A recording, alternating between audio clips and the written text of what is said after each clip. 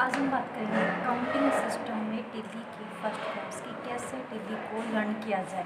Tally याद करने के कई तरीके होते हैं। जैसे कि मैं बात करूं, टैली के अंदर आपके कुछ एंट्रीज होती हैं। एंट्रीज के अंदर कि कौन सा डीआर कौन सा सीआर, ये सबकी कन्फ्यूजन भी रहती है कि डीआर कौन सा होगा, सीआर कौन सा होगा। डीआर का मतलब होता है डेबिट अमाउंट, सीआर का मतलब क्रेडिट अमाउंट। एक होता है नाम पक्ष, एक होता है जमा पक्ष। व्यापारी जब भी व्यापार करता है वो हमेशा नाम पक्ष में करता है। और नाम पक्ष की बात करूं तो सबसे पहली अगर व्यापारी करता है तो वो होती है उसकी कैपिटल। कैपिटल से उसकी शुरुआत होती है। पूंजी, पूंजी की बात करूं तो कैसे कि व्यापारी जब भी नया व्यापार ओपन करता है तो उसे पैसे की ज़रूरत होती है। जब वो पैसा लेकर आता है उसको कहते हैं पूंजी। हो सकता है कि व्यापारी कैपिटल से व्यापार स्टार्ट करे, या हो सकता है कि उसके पास कोई माल पड़ा, माल से स्टार्ट करे, या हो सकता है कि व्यापारी माल के बिना भी व्यापार स्टार्ट कर सकता है, जैसे फर्नीचर, मशीनरी।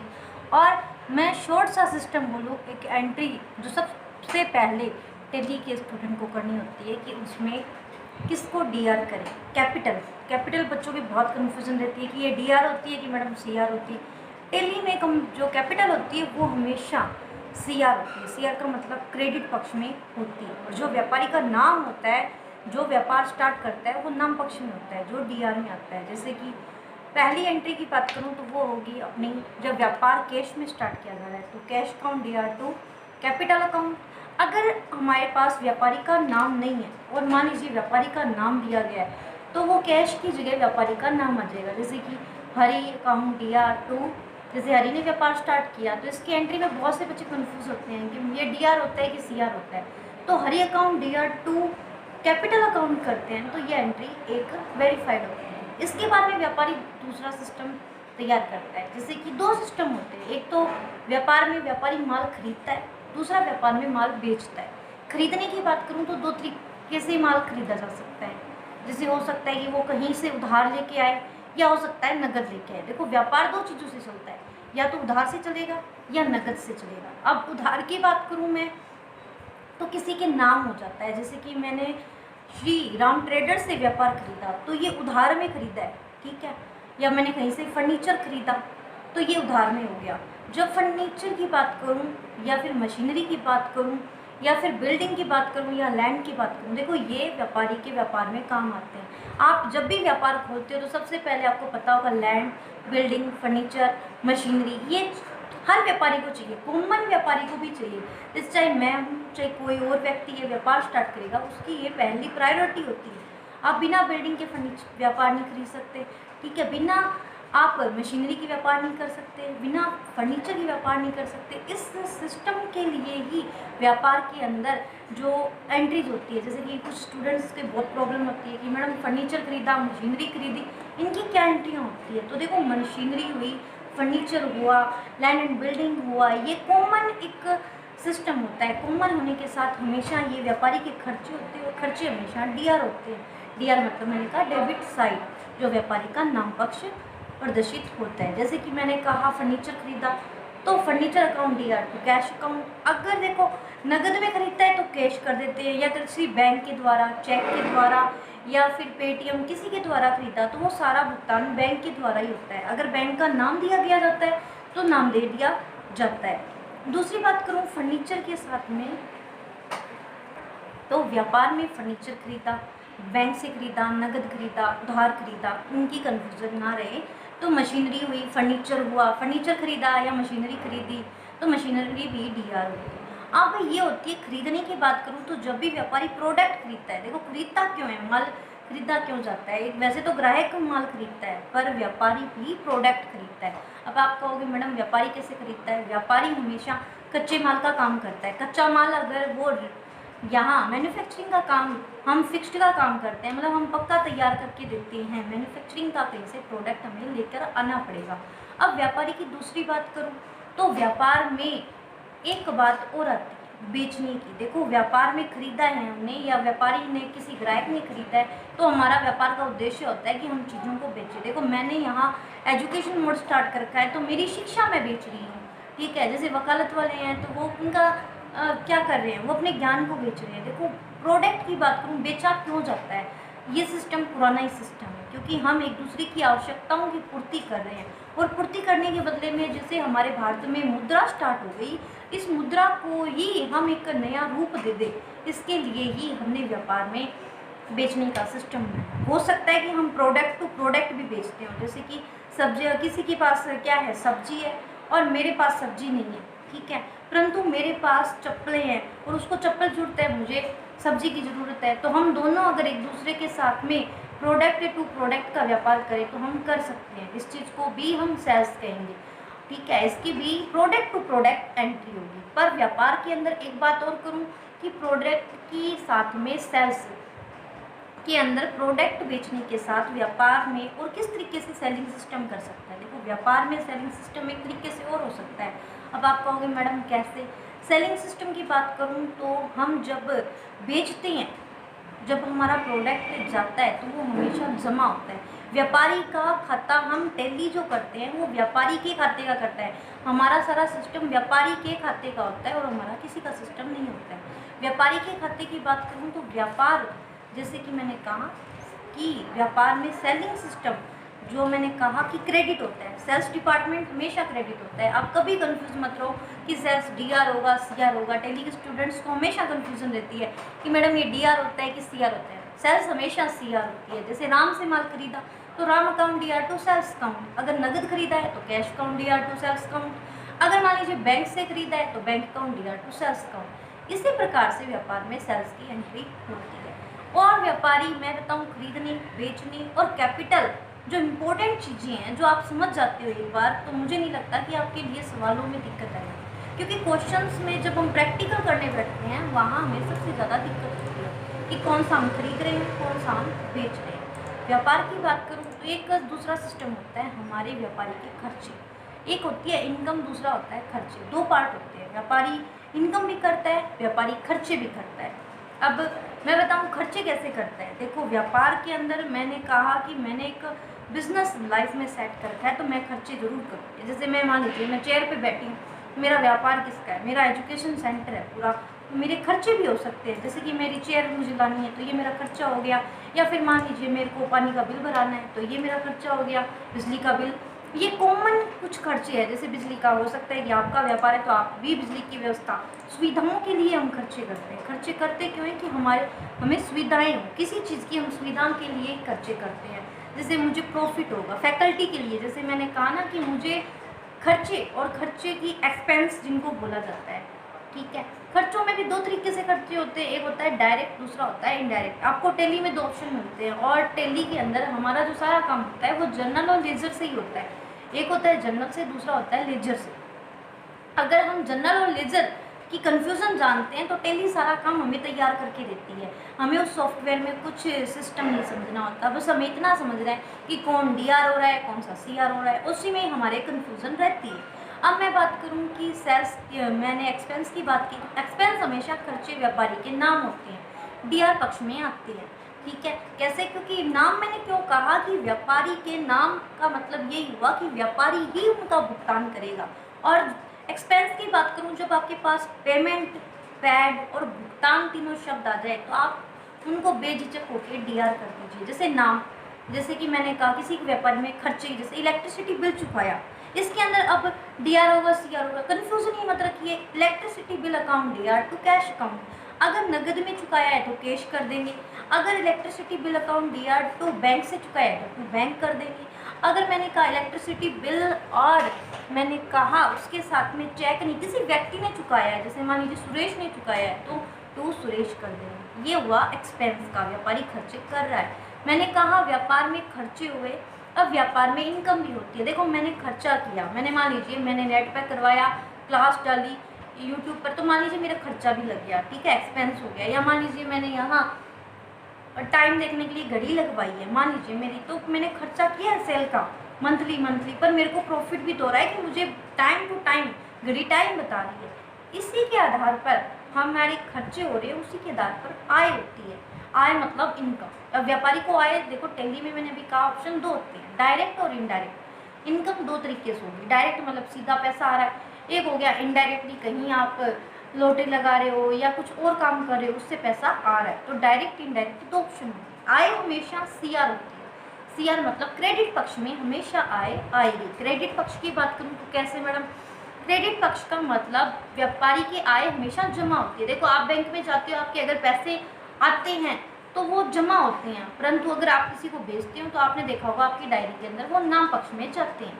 ठीक है, अब मैं कहूँ कि नाम और जमा की कंफ्यूजन आपकी इस तरीके से इनकम में हो गई। जैसे कि अब इनकम कैसे हो सकती है मैडम, आय क्यों होती है व्यापारी को, मैंने कहा ना फैकल्टी के यूज़ करता है तो उसका प्रॉफिट होता है। जैसे मान लीजिए मैंने यहाँ 10 बच्चे पढ़ाए तो मुझे ये फीस आई है, ये मेरी आय है, क्योंकि मैंने इनको जो मेरे पास था वो रिसोर्स मैंने दिया और बदले में इन्होंने मुझे एक फीस का भुगतान किया या मुझे कुछ चुकाया। देखो हम काम करते हैं, हम कंसिडरेशन से काम करते हैं, प्रतिफल हमारे पास होना जरूरी होता है। हम एक तरीके का कॉन्ट्रैक्ट करते हैं, व्यापार एक कॉन्ट्रैक्ट है। यहाँ दो काम हो रहे हैं कि एक की सुविधा की पूर्ति हो रही है तो दूसरा उसका पेमेंट कर रहा है। जरूरतें दोनों की पूरी करनी है, और जरूरतें पूरी कैसे करेंगे कि हम एक को पेमेंट देके कर सकते हैं और दूसरे की सेटिस्फिकेशन से।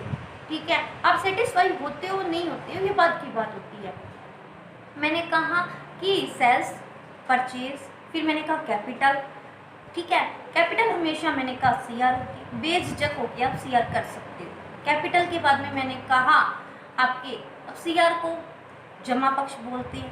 ठीक है, सीआर को क्रेडिट अमाउंट बोल देंगे, क्रेडिट साइड बोल देंगे। ठीक है, अब मैंने कहा डेबिट नाम पक्ष। अब व्यापारी के अंदर व्यापार कर रहे हो आप तो मैंने कैपिटल जो इम्पोर्टेंट काम आती है, सबसे ज़्यादा इम्पोर्टेंट क्या होता है, कैपिटल। ठीक है, पूंजी। व्यापारी अब नया व्यापार खोलेगा, मैंने सोचा यहाँ मैं पैसे लगाऊं तो मेरा उद्देश्य यही है कि मैं यहाँ पैसे की व्यवस्था करूँ, बिना पैसे की व्यवस्था करे मैं व्यापार नहीं स्टार्ट कर सकती। दूसरी बात मैंने कहा परचेज। तो व्यापार में हम जो काम कर रहे हैं वो हमारा सिस्टम ये है कि हम खरीद रहे हैं। तो हो सकता है कि व्यापारी भी खरीदता है, हो सकता है कि ग्राहक भी खरीदता है, कंज्यूमर का वैसे ज़्यादा रोल रहता है। और दूसरी बात, कंज्यूमर से कच्चा माल अगर हम फैक्ट्री से कहीं खरीद रहे हैं, जैसे मारुति सुजुकी है तो हो सकता है कि मारुति सुजुकी अपना पूरा प्रोडक्ट, ज़रूरी नहीं है कि वो उसी कंपनी, वो कंपनी आप पढ़ते हो कि उसी ने ले रखा है, हो सकता है कच्चे टूल्स उसके कहीं और से आ रहे हैं, उसने सिर्फ जोड़ा है, फिनिश्ड गुड्स तैयार किया है। ठीक है, व्यापार की मैं और बात करूँ तो फिनिश्ड गुड्स के साथ में खरीदने के साथ में बेचना, देखो इंपॉर्टेंट काम होता है व्यापार में बेचना। आप चाहे अंबानी का बिजनेस ट्राई कर लेना, चाहे अपने जूते बेच के देख लेना, व्यापार में बेचने को हर समय मिलेगा आपको। ठीक है, बेचने की बात करूँ तो ये हमेशा सीआर पक्ष में होता है, क्रेडिट पक्ष में व्यापारी के होगा। दूसरी बात मैं कहूँ, व्यापार के अंदर जो सीआर डीआर और कन्फ्यूज़न है उसके अंदर एक और चीज़ बताई मैंने, एक्सपेंस। एक्सपेंस मतलब खर्चे। ठीक है, खर्चों की बात करूं तो ये व्यापारी के हमेशा डीआर होते हैं, नाम पक्ष में होते हैं। अब कभी बच्चों के बहुत सी कन्फ्यूजन रहती है, मैडम ये इलेक्ट्रिसिटी बिल चुकाया, मैंने कभी कहा कि इंश्योरेंस प्रीमियम चुकाया। अब मैडम आप कहोगे इंश्योरेंस प्रीमियम की एंट्री कहाँ करें, तो मैंने कहा इंश्योरेंस प्रीमियम चुकाया तो उसकी एंट्री, चुकाया शब्द आ गया, पैड शब्द आ गया, पेमेंट शब्द आ गया, तो ध्यान रखो ये हमारे खर्चे ही हैं, हम व्यापारी खर्चे कर रहे हैं। मान लीजिए मैंने क्या किया, मैंने अगर इंश्योरेंस प्रीमियम चुकाया है तो इंश्योरेंस प्रीमियम अकाउंट दिया टू कैश अकाउंट। अगर हमें बताया नहीं जाता है कि ये नकद होगा, उधार होगा, या फिर उधार का मतलब ये किसी के नाम चढ़ा देना। अब मान लीजिए मेरे पास पैसे नहीं है और मैंने क्या किया, आपसे पैसे ले लिए, तो मैंने उधार लिए, मेरे पास वो कैश नहीं है। वो यह हो सकता है कि मैंने पेटीएम से लिए, अमेजोन से लिए, चेक से पैसे आए, तो इसका मतलब यही है कि मैंने बैंक अकाउंट में जाएंगे हमारे। ठीक है, और इसकी मैं आगे ब्यौरा दूंगी कि ये कहाँ, कौन से टेली के अंदर कहाँ जाती है। ठीक है, इससे पहले थोड़ा सा जो इम्पोर्टेंट बेस है, जो सबसे ज़्यादा काम में आता है, उस चीज़ों को आपको समझना होगा। एक होता है परचेज रिटर्न, एक होता है सेल्स रिटर्न। आय की बात करूँ तो सीआर होते हैं, तो दूसरी बात परचेज रिटर्न, सेल्स रिटर्न। देखो आपने माल खरीदा है तो हो सकता है कि आप खरीदने के बाद में वापस लौटा दो माल को, या हो सकता है आपने माल बेचा और बेचने के बाद में आपको ग्राहक ने वापस लौटा दिया, तो क्या लौटाए हुए माल की कोई एंट्री नहीं होगी? हाँ, व्यापार में लौटाए हुए माल की एंट्री जरूर होती है। ठीक है, या हो सकता है आपने खरीदा था तो आपने लौटा दिया, या आपसे किसी ने खरीदा था तो उसने लौटा दिया। आपसे खरीदा मतलब उसने सेल्स रिटर्न किया है। ठीक है, मान लीजिए मेरी दुकान पे कोई ग्राहक आया और मेरा प्रोडक्ट दे के गया, मैंने उसको बेचा था और उसने मुझे वापस कर दिया, उसको बोलते हैं सेल्स रिटर्न। और सेल्स रिटर्न की मैं बात करूं तो परचेज रिटर्न अगर डीआर होती है तो सेल्स रिटर्न हमेशा उसकी उल्टी हो जाती है, वो हमेशा सीआर पक्ष में आती है।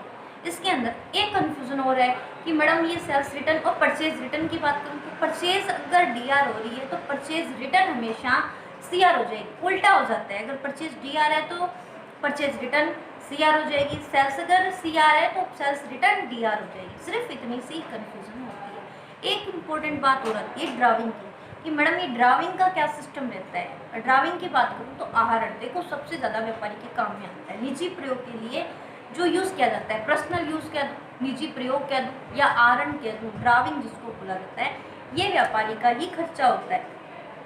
कैसे? ये हमेशा कैपिटल अमाउंट से लिया जाता है। कैपिटल मतलब व्यापारी का पैसा और व्यापारी ही उसको यूज़ कर रहा है। अब आप कहोगे कैसे, खर्चा कैसे हुआ? निजी प्रयोग का मतलब ये हुआ कि व्यापारी को पैसे की जरूरत पड़ी। जैसे मान लीजिए कि व्यापारी है कोई और उसके किसकी सुनार की दुकान है, सोने की दुकान है उसको, और उसकी बीवी ने हार मांग लिया कि मुझे हार चाहिए। तो वो उसकी सुनार की दुकान है तो उसने शाम को कह दिया भाई मेरा ये हार है, आप ऐसे करना यहाँ से ले जाना, और व्यापारी ने इस चीज़ के हार को दे भी दिया। ठीक है, वो उसकी पेमेंट नहीं करी, उसने लेडीज़ ने पेमेंट नहीं की, उसकी वाइफ ने पेमेंट नहीं की, उसके बदले में व्यापारी ने खुद नहीं किया है।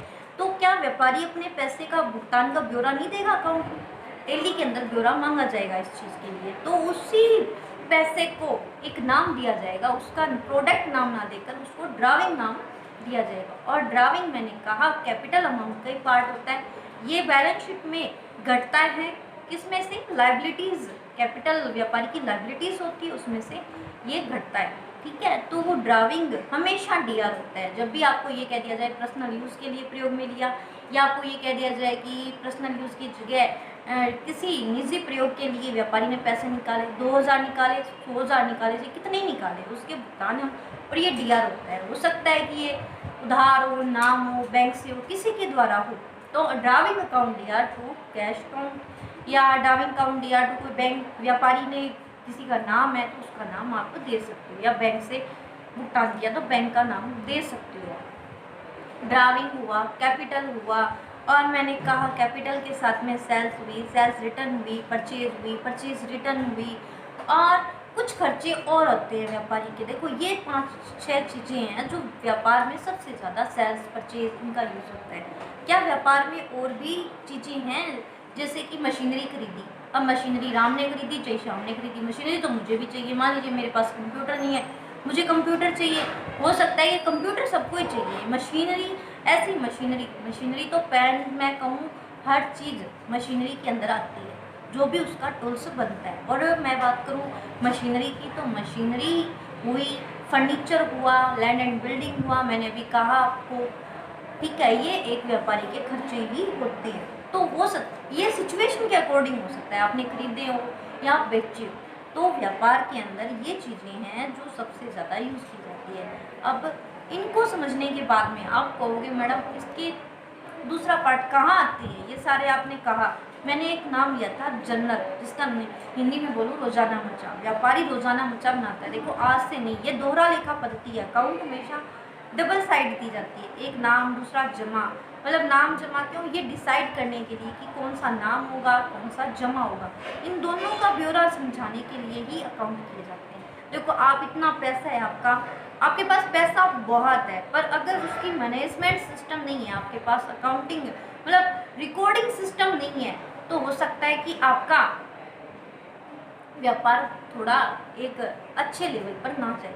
इसी के लिए अकाउंट तैयार किए जाते हैं। देखो खाते तैयार अगर मैं कहूँ कि टेली के अंदर किए जाते हैं। टेली का नाम मैंने इसलिए लिया है, सिर्फ ये एक ऐसा सॉफ्टवेयर है जो अकाउंट को कवर करता है, जिसमें आपको इतनी चीज़ें अगर समझ में आ जाती है तो मैं बता दूँ आपको टेली का आधे से ज़्यादा काम हर बच्चे का हो सकता है।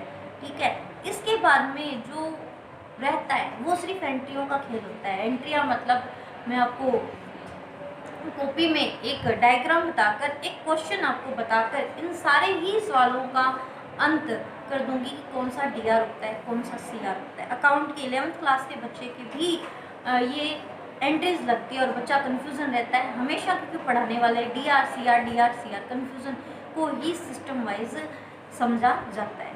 इसी के साथ में थैंक यू सो मच।